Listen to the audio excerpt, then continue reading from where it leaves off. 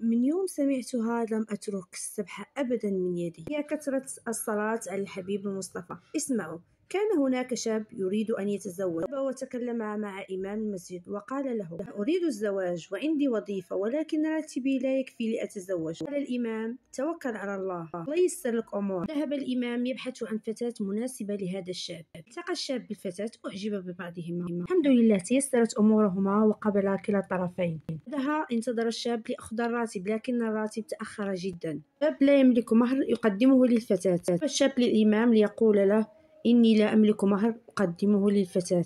لو عليك الإكثار على الصلاة على النبي صلى الله عليه وسلم. أصبح يصلي على النبي 500 مرة في اليوم. زاد على ذلك فأصبح يصلي 5000 مرة على النبي في اليوم. فيقول: بعد فترة قصيرة تجمع بعض الناس والإخوة وجمعوا له 50,000. ذهب وأعطى للبنت مصداقها. عندما تملك قال لزوجته: أنت أيضا عليك بالصلاة على النبي، والله ما أعطيتك مهرا إلا بالصلاة على النبي عليه الصلاة والسلام، فصلوا عليه.